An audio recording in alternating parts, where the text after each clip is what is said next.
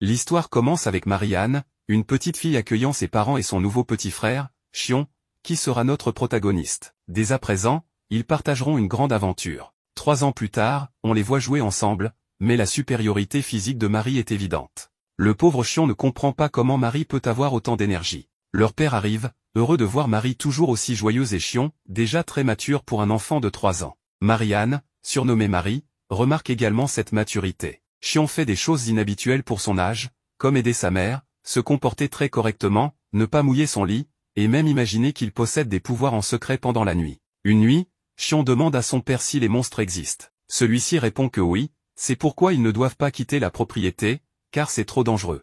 Chion demande alors si les fées et les esprits existent. Le père répond qu'il n'a jamais entendu parler des esprits, mais que les fées existent, bien qu'elles soient rares et difficiles à trouver. Enthousiasmé, Chion demande ensuite si la magie existe. Son père semble perplexe, alors Chion précise qu'il parle de pouvoirs permettant de manipuler les éléments et de créer quelque chose à partir de rien. Le père, bien qu'instruit, n'a jamais entendu ce terme et doute de son existence. Il suppose que les gens ordinaires n'en ont probablement jamais entendu parler non plus.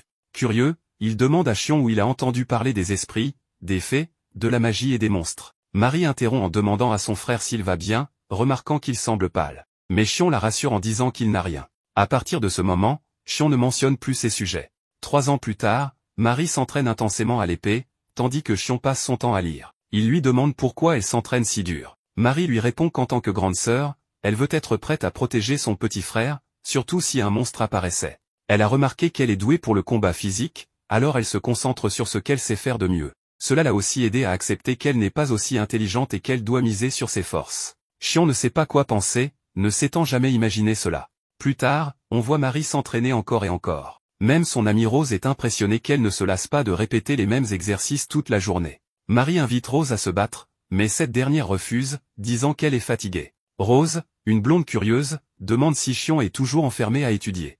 Marie répond que oui, comme toujours. Rose trouve intéressant que bien qu'ils soient frères et sœurs, Marie et Chion soient complètement opposés. Cela rappelle à Marie que son frère étudie sans relâche, obsédé par la magie du néant. Un jour, quelque chose commence à briller dans l'eau.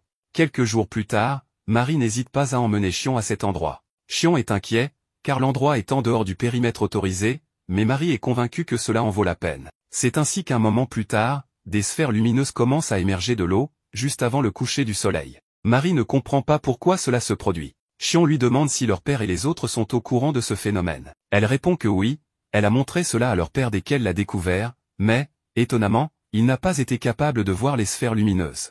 Cette révélation a éveillé une grande curiosité chez elle. Elle voulait savoir si Chion, lui, serait capable de les voir. Chion se demande alors si cette incapacité à les percevoir est quelque chose qui affecte seulement les adultes. Mais Marie précise que même certains enfants ne peuvent pas les voir et que, apparemment, chaque personne les perçoit différemment. Par exemple, elle voit les lumières comme si elles clignotaient, tandis que d'autres les voient comme une lumière continue. C'est très intriguant pour Marie, qui pense que cela pourrait être lié à la magie, un sujet que Chion avait mentionné il y a longtemps. Chion est surpris qu'elle se souvienne de cela, et Marie lui répond qu'évidemment, elle s'en souvient. Bien qu'elle ait une mauvaise mémoire, tout ce qui concerne son petit frère lui reste gravé dans l'esprit. Elle ajoute qu'après cette conversation, elle avait remarqué à quel point Chion avait été découragé. Elle a donc voulu l'emmener ici pour lui montrer cette merveille. Chion est profondément ému par ce geste, et tout finit bien entre eux. Leur lien semble encore plus fort. Le lendemain, ils sont tellement enthousiastes qu'ils finissent leur déjeuner pour la première fois, laissant leurs parents perplexes. Après cela, les deux retournent au lac pour attendre le coucher du soleil. Cependant, cette fois-ci, Chion souhaite explorer les environs pour découvrir d'où viennent ces sphères lumineuses. Marie pense qu'elles viennent du lac, ce qui semble évident. Mais Chion émet l'hypothèse qu'une créature vivant dans l'eau pourrait en être responsable. Cela le fascine tellement qu'il veut absolument en découvrir l'origine exacte. Marie, bien qu'elle ait du mal à réfléchir sur ce genre de sujet, décide de soutenir son frère dans cette quête, car il est si enthousiaste. Chion propose un plan, ils utiliseront 3 seaux en bois, chacun contenant quelque chose de différent, des pierres dans le premier, du sable dans le deuxième, et des plantes aquatiques dans le troisième. Ils ajoutent également des poissons, mais ils n'ont pas encore réussi à en attraper. Malgré cela, Chion est si heureux qu'il remercie sa sœur de l'avoir accompagné dans cette aventure si spéciale. Marie lui répond que ce n'est rien, car elle est sa grande sœur, et c'est son rôle de le soutenir. Tous deux sont ravis de cette recherche liée à la magie et espèrent obtenir des réponses. Finalement, ils attrapent un poisson, une truite, un poisson assez commun dans la région. Soudain, Rose apparaît et demande à Marie ce qu'ils sont en train de faire. Apparemment, Rose ne connaissait pas Chion. Après des présentations assez formelles, Rose demande pourquoi il pêche précisément dans ce lac. Marie ne sait pas vraiment répondre et dit que son frère est celui qui a la réponse. Rose commence à demander au protagoniste s'il peut voir les sphères lumineuses. Il répond que oui. La jeune femme blonde trouve ce phénomène étrange mais fascinant. Apparemment, Rose est aussi une grande admiratrice de ces sphères. Elle vient souvent au lac pour les observer au coucher du soleil. Chion, curieux, lui demande si elle en sait plus sur les sphères, comment elles se forment, ce qu'elles sont exactement, etc. Malheureusement, Rose avoue qu'elle ne fait que les regarder sans chercher à en comprendre davantage. En passant, elle demande à Chion de s'éloigner un peu, car il est trop proche. Cela semble légèrement agacer Marie, mais on passe rapidement au moment du coucher du soleil. Les sphères commencent à émerger, mais l'expérience des sauts n'a pas fonctionné, malgré les efforts de Chion pour recréer les conditions du lac. Chion est persuadé qu'il doit y avoir beaucoup plus de créatures dans l'eau, mais Rose, qui ignore leur nombre exact, estime qu'il serait impossible de les rassembler toutes. Chion décide alors de se jeter dans l'eau pour explorer, une idée folle qui pousse Marie à l'accompagner. En entrant, Chion remarque que l'eau est étonnamment tiède et chatouille légèrement. Il tente de voir ce qu'il y a dans le lac, mais l'eau est trop trouble pour distinguer quoi que ce soit. Cependant, il découvre quelque chose d'intéressant, il pense que les sphères sont produites par une créature aquatique, peut-être des poissons ou autre chose. Quand Marie lui demande pourquoi il pense cela, Chion répond que la lumière semble provenir d'un endroit précis dans le lac. Malheureusement, il est encore impossible de déterminer quelle créature en est responsable. Malgré l'absence de réponse claire, Chion remercie sa sœur pour son aide. Marie lui rappelle qu'ils sont de la même famille et qu'il n'a pas besoin de la remercier pour tout ce qu'elle fait. Mais Chion insiste, et Marie finit par accepter ses remerciements. Rose, de son côté, est ravie qu'ils aient attrapé quelque chose, une truite était une femelle. Cela les surprend, car attraper des mâles est beaucoup plus facile, tandis que les femelles restent généralement dans des zones plus profondes et difficiles d'accès. Rose explique que c'est la saison de frai, ce qui explique pourquoi les femelles sont plus proches de la surface, rendant leur capture plus facile. À cet instant, des sphères lumineuses commencent à émaner de la truite femelle. Enfin, ils comprennent d'où viennent ces sphères. Chion pense que ces lumières font partie du rituel de parade nuptiale des truites étaines. Marie ne saisit pas bien ce que cela signifie, alors Rose lui explique que c'est comme lorsqu'un poisson dit à un autre qu'il devrait se marier, fonder une famille, et ainsi de suite. Amusée, Marie suggère qu'elle pourrait fonder une famille avec Chion dans le futur, mais ce dernier lui rappelle qu'ils sont frères et sœurs, et que ce genre de choses n'est pas possible. À cela, il semble évident que tout le monde est d'accord avec lui. Le sujet devient très gênant, à vrai dire. Le lendemain matin, Marie raconte que sa mère s'est fâchée contre elle. La raison? Elle lui a dit la même chose qu'au protagoniste, qu'elle voulait se marier avec Chion. Évidemment, sa mère a très mal pris cette déclaration, et comment ne pas se fâcher en entendant cela? Marie essaie d'oublier ce sujet, mais il semble qu'il reviendra de temps à autre. Elle est triste, car elle veut rester auprès de Chion pour toujours. Mais si elle ne peut pas se marier avec lui, chacun finira par se marier avec quelqu'un d'autre, ce qui les séparera. Chion lui explique qu'il est désolé, mais qu'ils ne pourront pas se marier. Cependant, il ajoute qu'il ne se mariera pas non plus avec une autre personne. Ainsi, il pourra toujours l'accompagner tout au long de sa vie, et ils pourront continuer à vivre des aventures ensemble dans ce monde incroyable. Si jamais leur père posait problème concernant l'héritage familial, Chion plaisante en disant qu'il adopterait quelqu'un à la place. Chion semble sincère et lui réaffirme qu'ils ne peuvent pas se marier. Pour apaiser Marie, il la prend dans ses bras pour qu'elle ne soit pas triste. Cependant, quelque chose d'étrange se produit, le jeune protagoniste commence à briller. Il pense d'abord que cela pourrait être de l'énergie magique, ce qui l'emballe énormément. Mais en y réfléchissant, il réalise que cela pourrait être lié à l'énergie des truites étaines. Lorsqu'il est entré dans le lac, cette énergie aurait pu se graver en lui. Chion ne comprend pas complètement, mais il soupçonne que le rituel de parade nuptiale des truites soit lié à la situation.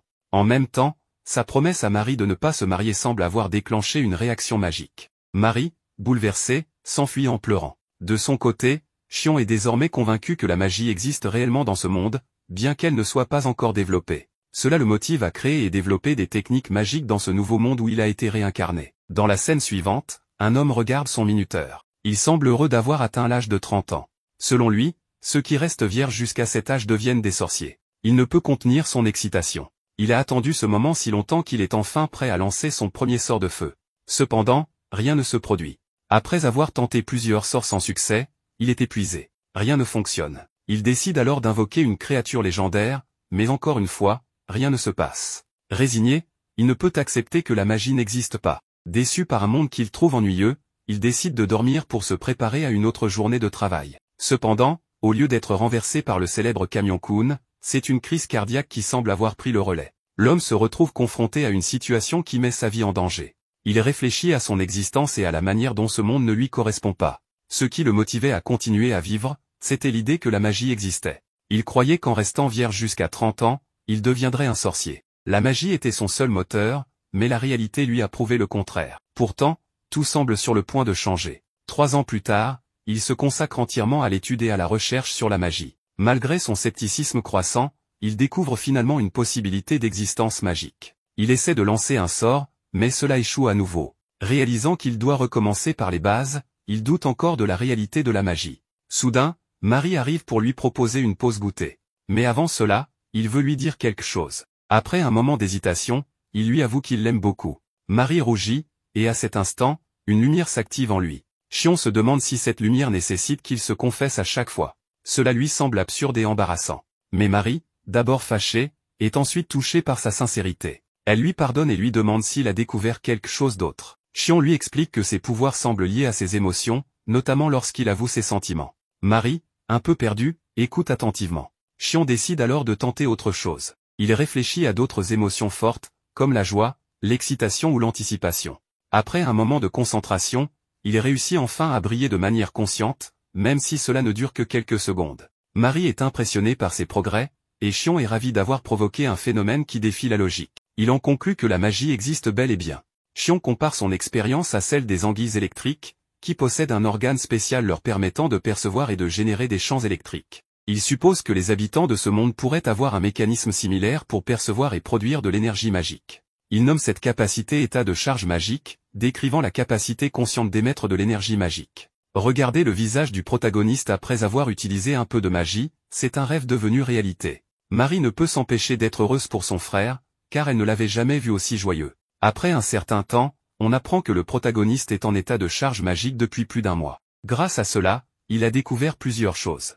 Premièrement, pour entrer dans cet état, une émotion intense est nécessaire, mais maintenir une telle émotion est extrêmement difficile. Bien que, selon lui, s'il s'agit de colère, il pourrait probablement la maintenir plus longtemps. Deuxièmement, le nombre de fois par jour où l'on peut entrer dans cet état est limité, car utiliser toute son énergie magique disponible entraîne une fatigue soudaine. Troisièmement, si l'on pousse ses capacités magiques jusqu'à la limite, lors de la prochaine utilisation, cette capacité aura augmenté. Quatrièmement, cet état, tout comme les sphères d'énergie, n'est pas visible pour ceux qui n'ont pas d'aptitude magique. Ceux qui en ont peuvent le voir et ressentir une chaleur en touchant cette énergie. Enfin, cinquièmement, et c'est le plus problématique, Xion ne peut pas projeter de sphère de lumière. Il pense que son niveau d'énergie est si faible qu'il ne peut qu'illuminer son corps, ce qui le rend incertain sur ses capacités. Il craint d'avoir moins de magie qu'un poisson. Malgré ce sentiment de stagnation, il refuse d'abandonner. Il se rappelle que les truites brillent avant de libérer des sphères de lumière. Il décide donc de s'inspirer de ce processus. Xion essaie d'éclairer son corps et de diriger son pouvoir vers son bras droit. Mais c'est très difficile, invoquer des émotions positives est instinctif et émotionnel, tandis que se concentrer sur un membre précis est un acte logique. Ces deux processus opposés sont complexes à synchroniser. Il pense alors à inverser le processus, s'il réunit son pouvoir dans sa main droite, cela pourrait le rendre heureux.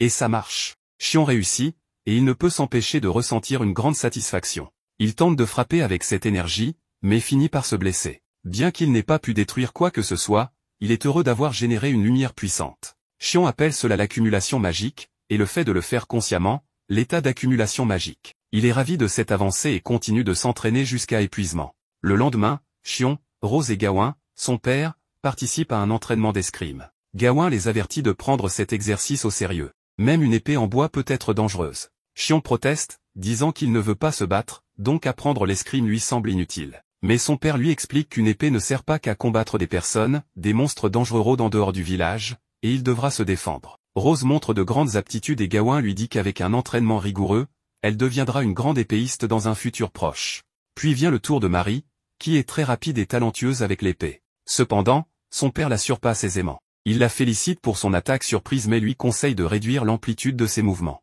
Il l'encourage à continuer, affirmant qu'elle aussi deviendra une combattante exceptionnelle. Pendant ce temps, Xion retourne à ses propres exercices. Il se concentre sur l'idée que libérer la magie accumulée dans sa main droite le rendra heureux.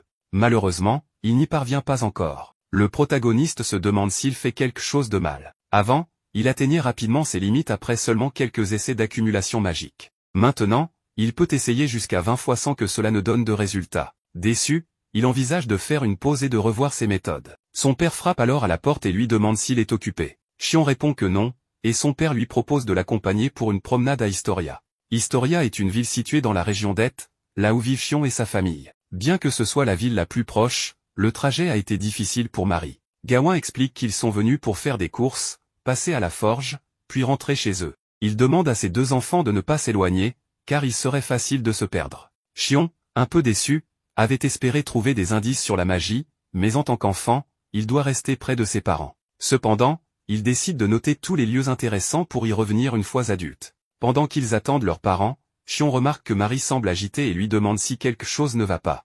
Elle lui répond que non, qu'il doit s'imaginer des choses. Les courses terminées, il se dirige vers la forge. Là, Gawin tombe sur Grast, un vieil ami. Grast demande s'il est venu pour récupérer sa commande, une épée très résistante destinée à Marie. Il se présente aux enfants comme un ancien camarade de leur père et, après une plaisanterie avec Gawin, il apporte l'épée. Marie reçoit son cadeau, une épée légère et facile à manier, parfaite pour elle. Elle ne peut cacher son excitation devant une arme aussi incroyable. Sur le chemin du retour, Marie se sent coupable d'avoir été la seule à recevoir un cadeau. Elle s'excuse auprès de Shion, qui lui rappelle que c'est son anniversaire, qu'il est plus jeune, et qu'il ne veut pas d'épée de toute façon. Marie lui dit qu'il devrait être un peu plus égoïste parfois, mais Shion répond qu'il l'est déjà, puisqu'il l'a convaincu de participer à ses expériences magiques. Alors qu'il marche, Shion aperçoit quelqu'un portant un objet étrange au loin. Il demande à son père ce qu'il y a dans cette boutique. Gawin lui répond que ce n'est rien d'important et qu'il n'a pas besoin de savoir. Shion s'excuse, mais il est convaincu qu'il a vu un panneau indiquant vente de fées sur cette boutique. Alors qu'un bûcheron tente de rentrer chez lui pour éviter que son bois ne soit abîmé par la pluie,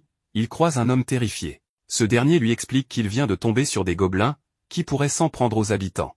Il est donc urgent de demander de l'aide. Pendant ce temps, le protagoniste continue de s'entraîner avec sa magie. Il parvient désormais à maintenir son énergie dans sa main pendant 10 secondes grâce à l'aide précieuse de Marie. Cependant, il sait que ce n'est pas suffisant, accumuler de l'énergie ne signifie pas forcément pouvoir l'utiliser efficacement. Marie, admirative de sa magie, l'encourage à matérialiser le sort qu'il désire tant. Le protagoniste rêve de magie réelle, comme une boule de feu ou un éclair puissant, mais il réalise que tout repose sur l'émotion, la volonté et le désir, et sur la manière de connecter ces éléments aux phénomènes naturels. Tandis qu'il réfléchit profondément, Marie tente de l'interrompre, quelque chose se passe en bas. Il descend et découvre plusieurs hommes en discussion avec son père, qui annonce une mauvaise nouvelle, des gobelins sont apparus. Shion, le protagoniste, est intrigué et un peu excité à l'idée d'en apprendre davantage sur ces créatures. Mais son père est préoccupé par le danger qu'ils représentent.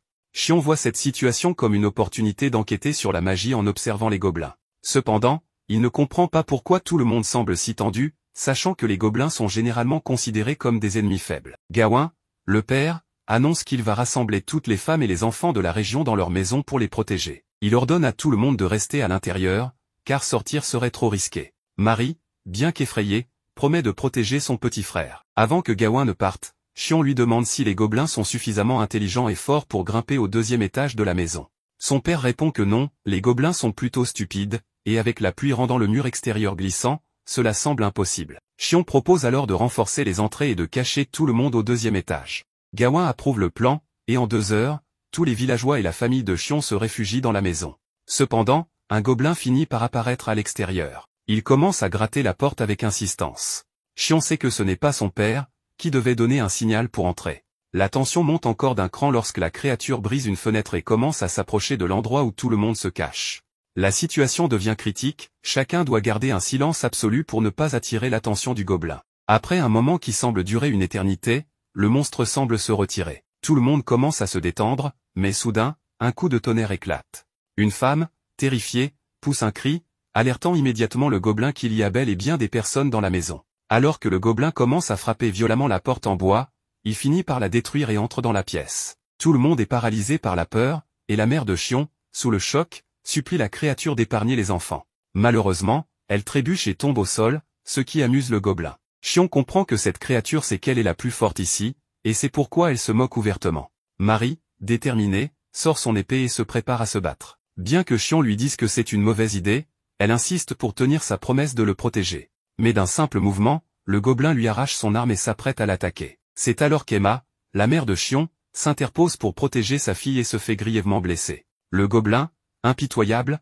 n'a pas l'intention de s'arrêter. Face à cette scène, Shion réalise qu'il est sur le point de perdre sa famille. Désespéré, il se jette sur le gobelin et attrape son bras, même en sachant que cela ne servira probablement à rien. Mais soudain, il remarque une lueur, de l'énergie magique commence à se manifester. Il décide de concentrer davantage d'énergie, et, à sa grande surprise, le bras du gobelin commence à brûler. Personne d'autre ne semble comprendre ce qui se passe, mais Xion refuse d'abandonner. Il utilise cette même énergie sur la tête de la créature et parvient finalement à la vaincre. Après ce moment de tension extrême, il ne sait pas lui-même ce qu'il vient de faire. Mais ce qui le trouble le plus, c'est le regard des autres, qui le fixent comme s'il était lui-même un monstre. Rose, l'une des villageoises, le remercie pour avoir sauvé tout le monde, ce qui le réconforte un peu.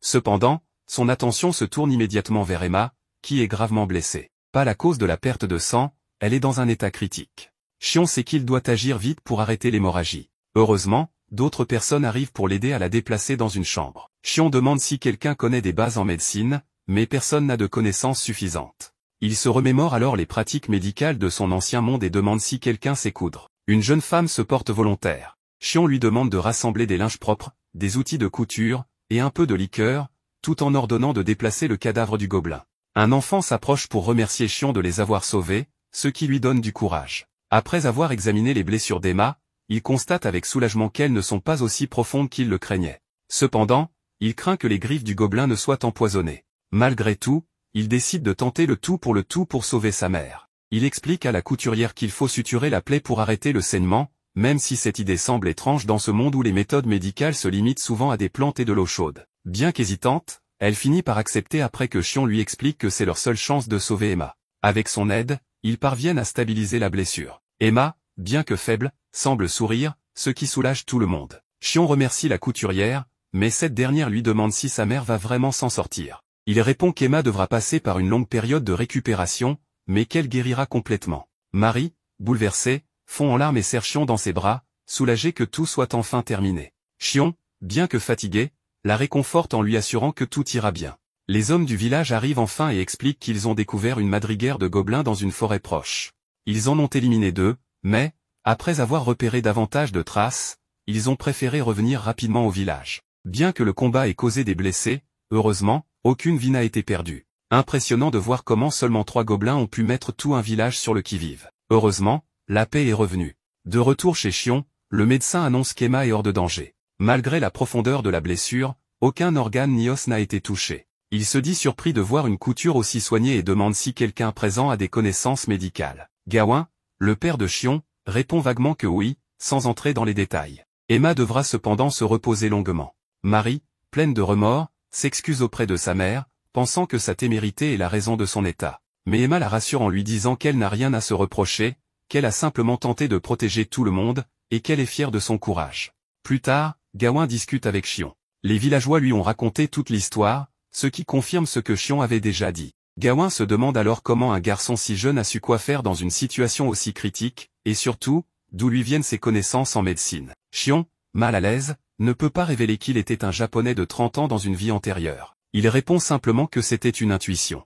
Gawain enchaîne avec une autre question, comment Xion a-t-il vaincu le gobelin? Le silence du garçon le pousse à demander si les brûlures sur le gobelin étaient causées par de la magie. Xion, surpris, admet que c'est le cas. Gawain explique qu'il se doutait que la magie était impliquée, car bien que Xion soit intelligent et mature, il ne l'avait jamais vu poser autant de questions sur ce sujet auparavant. Xion hésite, mais demande à son père s'il serait prêt à croire son histoire s'il lui expliquait tout. Gawain répond qu'il n'en est pas sûr, mais qu'il est disposé à l'écouter. Marie intervient, expliquant que Xion a beaucoup étudié la magie, ce qui ne plaît pas à Gawain. Ce dernier craint que, si cela venait à se savoir, les habitants pourraient commencer à le pourchasser à cause de ses capacités. Gawain met en garde Xion, dans ce monde, certaines choses ne doivent jamais être apprises ni explorées. Il lui demande donc d'abandonner ses recherches sur la magie, qu'il considère comme un pouvoir trop dangereux.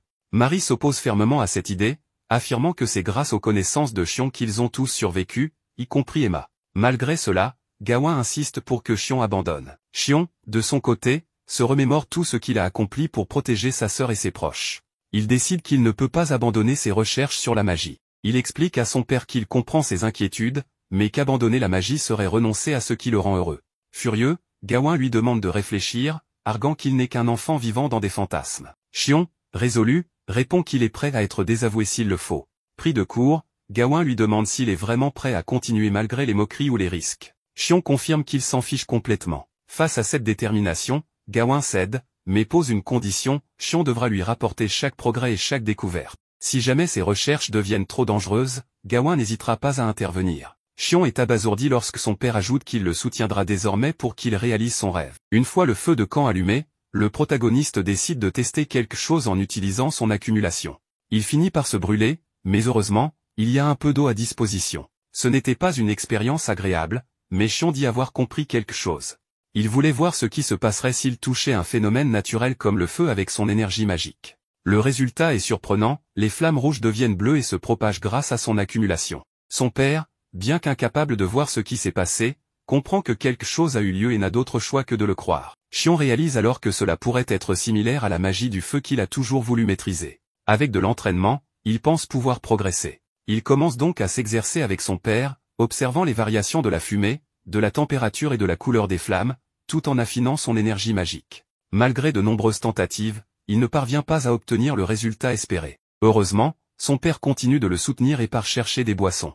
Pendant ce temps, Rose demande à Xion s'il est en train d'expérimenter avec la magie. Il lui raconte tout ce qui s'est passé, ce qui la surprend énormément. Il lui promet de lui montrer bientôt ses progrès, mais seulement en présence de son père. Rose se réjouit que Gawain soit si compréhensif, et Xion aussi. Il en profite pour la remercier des mots qu'elle lui avait adressés lorsqu'il avait vaincu le gobelin, car sans eux, il n'aurait peut-être pas eu le courage de continuer. Rose, touchée, lui répond qu'en réalité, c'est elle qui lui est reconnaissante, car il les a littéralement sauvés de la mort. Le sujet change lorsque Rose se demande où se trouve Marie. Elle découvre que cette dernière s'entraîne à l'épée, car elle ne supporte pas ce qui s'est passé lors de l'attaque du gobelin. Elle avait promis de protéger son petit frère, mais sa faiblesse l'en a empêché. Elle s'entraîne donc intensément pour ne plus jamais échouer dans cette mission. Xion fait le point sur ce qu'il a appris. Premièrement, plus il accumule d'énergie magique, plus les flammes de sa main deviennent grandes. Plus il en dépense, plus la magie est puissante. Deuxièmement, il a essayé avec d'autres sources de chaleur en dehors du feu, et à sa surprise,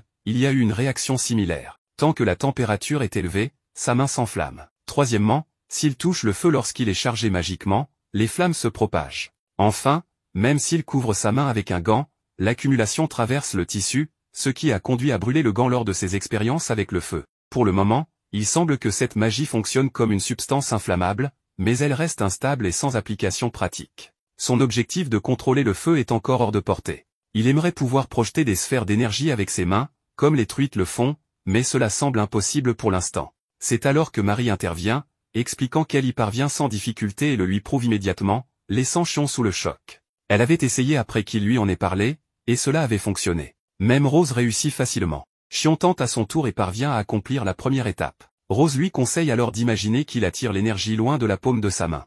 Il comprend qu'il ne doit pas libérer toute son énergie d'un coup, mais seulement une petite quantité. Finalement, il y parvient. Son père, bien qu'incapable de voir ce qu'il fait, semble deviner qu'il a réussi. Immédiatement, ils sortent pour poursuivre l'expérience. Son père lui demande s'il a besoin qu'il allume un feu, mais Xion a réfléchi à une autre solution.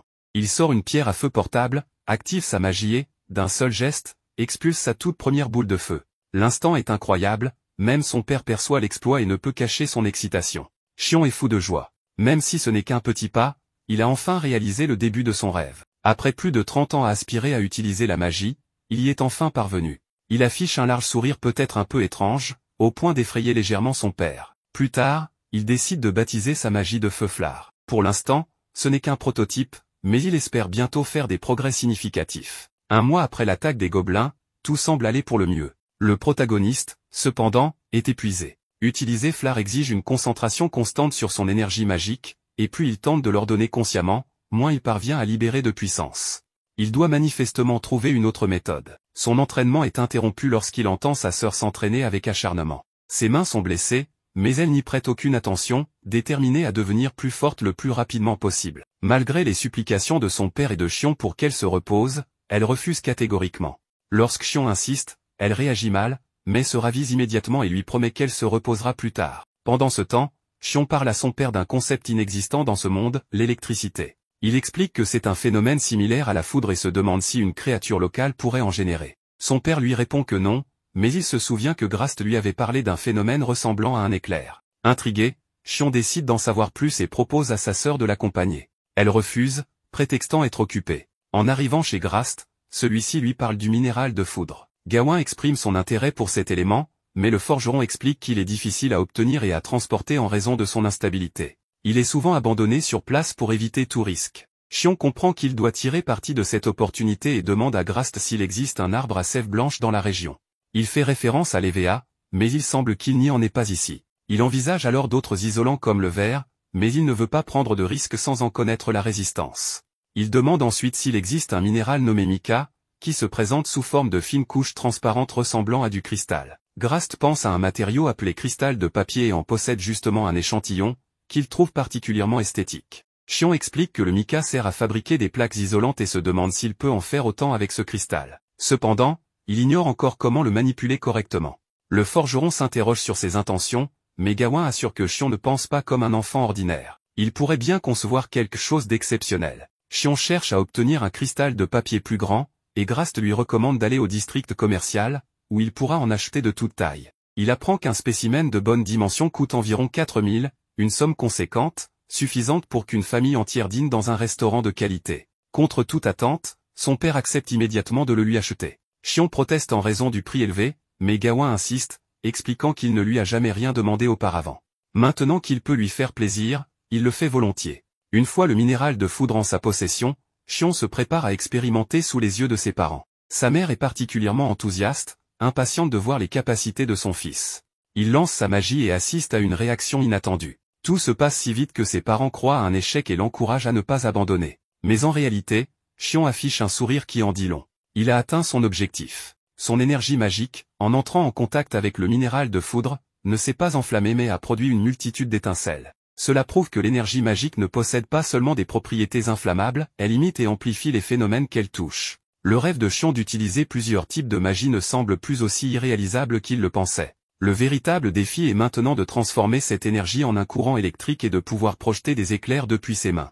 Cependant, un problème majeur persiste, dès que son énergie touche le minéral de foudre, elle explose immédiatement. Tant qu'il ne résout pas cela, il restera bloqué. Il commence à douter, sentant qu'il fait quelque chose de mal. Mais soudain, une nouvelle idée lui vient à l'esprit. Après réflexion, il réalise qu'il n'est pas obligé de donner à sa magie une forme sphérique. Il commence donc à émettre son énergie sous différentes formes, découvrant ainsi qu'il s'était inconsciemment limité. Alors qu'il aurait pu dès le départ la modeler à sa guise, il s'était obstiné à reproduire les mêmes schémas. Enthousiaste, il veut immédiatement partager cette révélation avec sa sœur, mais il se rend compte qu'elle n'est pas dans sa chambre. De plus, elle a retiré ses bandages. Inquiet, il part à sa recherche et finit par la retrouver en plein entraînement contre un arbre. À cet instant, tout devient clair pour lui. Il comprend qu'elle l'a toujours soutenu lorsqu'il apprenait la magie, alors que lui, de son côté, avait été arrogant en pensant qu'elle n'avait pas besoin de se donner autant de mal avec l'escrime. Il s'excuse sincèrement. Mais Marie lui répond que ce n'est pas grave. Certes, elle s'est parfois demandé pourquoi il ne l'encourageait pas autant qu'elle l'avait fait pour lui, mais elle a vite compris qu'il n'y était pour rien.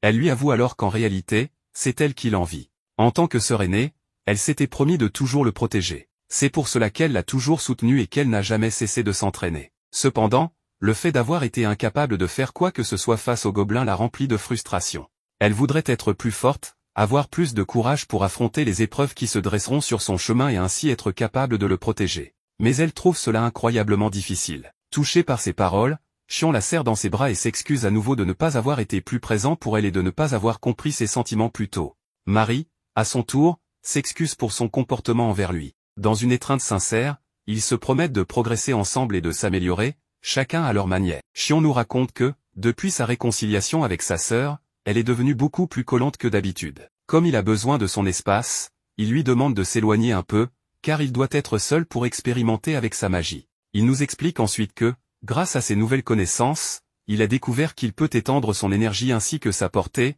bien que celle-ci devienne plus faible. En d'autres termes, plus il disperse son énergie, plus son pouvoir magique s'affaiblit. Il vient de vérifier que, lorsqu'il comprime sa magie, la puissance de son flare augmente considérablement. Il décide alors de baptiser cette technique gaz flare. D'un autre côté, sa magie électrique ne produit qu'une faible lueur, probablement parce que son volume est trop réduit. Grâce à ses recherches, Xion a réussi à modifier la forme de son énergie au moment où il l'émet. Il vient d'utiliser sa magie sur un minerai électrique, qui a alors libéré une grande quantité d'énergie en direction du protagoniste, sans toutefois lui causer de dommages. Il explique au fils ce qui vient de se passer et sent qu'il est sur le point de faire une découverte majeure, mais il lui manque encore quelque chose. Soudain, Grast arrive avec le père du protagoniste, et ils commencent à discuter. Gawain demande à son fils s'il se souvient de l'extraction du minerai de foudre. Après cet événement, Grast a utilisé les connaissances de Xion pour extraire le même minerai. Comme il était jusqu'alors impossible de le transporter, il l'a ramené chez lui et a tenté d'en faire commerce. Cependant, cette pratique est mal vue, et Grast s'excuse pour cela. Le protagoniste lui dit qu'il ne voit pas de problème, mais Grast ne comprend pas, car il a exploité son idée sans son consentement, ce qui est mal. Pourtant, le protagoniste ne semble toujours pas gêné par cela. Mais Gawain précise que ce n'est pas le seul sujet à discuter. Ils se rendent alors dans un entrepôt rempli de minerais de foudre. Gawain explique que ces pierres sont très dangereuses à utiliser comme source de lumière et peu pratiques. Si, au début, certaines personnes en ont acheté, plus personne ne s'y intéresse aujourd'hui, et Grast n'a rien vendu. De plus, il a reçu des plaintes concernant le bruit causé par ces minerais. S'il ne trouve pas une solution dans les 3 jours, il ne pourra plus louer l'entrepôt. Grast sait que Chion peut trouver une solution, c'est pourquoi il lui demande de l'aide. À la surprise générale, le protagoniste accepte volontiers de réfléchir à un moyen de résoudre ce problème, mais il précise qu'il ne garantit pas de réussir, donc mieux vaut ne pas se faire d'illusions. Il demande alors pourquoi les pierres sont si espacées et décide de tester quelque chose. Il nous montre ensuite le métal obtenu après le raffinage et la fonte du minerai de foudre. Le protagoniste se demande si, en les heurtant, ces métaux produiraient des étincelles électriques. Après vérification, il se rend compte que non. Il cherche alors à savoir à quel moment du processus les éclairs ont cessé d'apparaître. Le forgeron pense que c'est lorsqu'il a calciné le métal pour le faire fondre. Cette réflexion intrigue Chion, qui demande à son père s'il peut essayer quelque chose. Gawain accepte, et le protagoniste utilise alors son flar, qui s'illumine d'une flamme bleue. Grast est sous le choc et demande immédiatement une explication. Le protagoniste lui répond que c'est de la magie et lui donne tout le contexte. Grast, bien que stupéfait, finit par croire le protagoniste, car il vient de voir de ses propres yeux sa magie en action. Il se demande alors si, en raffinant le métal avec ce feu spécial, le résultat serait différent. Chion n'a pas de réponse certaine, car il commence à peine à étudier la magie. N'ayant pas d'autre choix, le forgeron décide de tester cette méthode. Comme cela prendra environ 1 heure, il propose à tout le monde d'attendre dehors, mais le protagoniste préfère rester pour observer le processus, et bien sûr, si Chion reste, Marie aussi. Après un long travail, Grast finit par obtenir un résultat. Cette fois, les 2 morceaux de métal réagissent bel et bien, un éclair jaillit sous les yeux émerveillés de tous. Le protagoniste réalise ainsi une avancée majeure dans ses expérimentations et bâtit ce nouveau matériau acier de foudre. Tout le monde se met alors à travailler pour produire davantage d'acier de foudre, mais c'est surtout Grast qui a fourni le plus d'efforts, forgeant sans relâche pendant 3 jours et 3 nuits. Grâce à cela, Chion présente maintenant de nouveaux produits, la lampe de foudre, capable d'émettre une puissante lumière, même dans l'obscurité la plus totale. Il suffit d'enlever un isolant au centre pour qu'elle brille intensément. Le silex de foudre, qui permet d'allumer un feu bien plus facilement qu'un silex ordinaire. Ces 2 objets seront disponibles dans la boutique de Grast, et de nombreuses bonnes choses s'annoncent. Les parents de Chion sont très fiers de lui, admirant son talent et son ingéniosité. Marie est également ravie pour son frère, mais elle affirme qu'elle savait déjà à quel point il était brillant depuis le début. Grast, quant à lui, se demande comment un garçon a pu avoir une idée aussi géniale et le félicite. Mais alors qu'il s'apprête à dire quelque chose, Gawain l'interrompt brusquement, lui demandant de se taire, ce qui surprend le protagoniste et crée un moment de malaise. Le forgeron s'excuse, et pour alléger l'ambiance, Emma propose d'aller tous déjeuner après cette dure journée de travail. Chion est curieux de savoir ce que Grast voulait dire, mais pour l'instant, il est temps de rentrer. Avant de partir, le forgeron lui promet une récompense pour toute l'aide qu'il lui a apportée. Marie demande ce qu'il entend par récompense, et le protagoniste explique que lorsqu'il fabriquait la lampe et le silex, une idée lui est venue en tête. Quelques jours plus tard, on apprend que les produits ont été un énorme succès et se sont vendus en un clin d'œil. Les filles demandent au protagoniste ce qu'il compte faire aujourd'hui. Il répond qu'il va poursuivre ses recherches. Il rappelle que le feu ne peut pas brûler sans oxygène et s'éteint lorsqu'il est enfermé dans un espace clos. Mais qu'en est-il du feu magique? Il décide de tester en utilisant son flar sur une bougie. Marie pense que la flamme ne s'éteindra pas, tandis que Rose est persuadée du contraire. Après un moment, il constate que la flamme magique reste allumée. Cela signifie qu'elle n'a pas besoin d'oxygène, mais personne ne comprend pourquoi. Chion suppose que l'énergie magique peut simplifier certains phénomènes, peu importe les conditions extérieures. Marie lui demande comment il pourrait exploiter cela, mais il n'a pas encore de réponse. Cependant, le mot combustible vient de lui donner une idée. Il lance son flar en l'air et demande à Marie d'envoyer une sphère d'énergie pour la percuter. L'impact déclenche une explosion, heureusement pas assez puissante pour être dangereuse. Rose, inquiète, lui demande s'il savait que cela allait arriver. Chion admet qu'il n'en avait aucune idée. Cette expérience le plonge dans une réflexion intense sur le feu, l'oxygène, l'électricité et le flux de courant. Il se rend alors auprès du minerai de foudre et y applique son énergie. C'est là qu'il comprend quelque chose d'essentiel, ce n'est pas de la pure énergie magique, mais une interaction entre l'air et l'énergie magique. Il en conclut que l'énergie magique peut amplifier les propriétés des éléments avec lesquels elle interagit. Ce qui le rend encore plus heureux, c'est qu'il vient de réaliser une découverte majeure. Il nomme cette fusion magie composite. Quelques jours plus tard, Grast lui apporte un objet qu'il lui avait demandé de fabriquer, une paire de gants faits de cristal de papier, un excellent isolant, ainsi que d'un cuir de haute qualité résistant au feu. Enfin, il passe à l'étape suivante de son expérience, il envoie des éclairs pour observer leur réaction. Et cette fois, ça marche.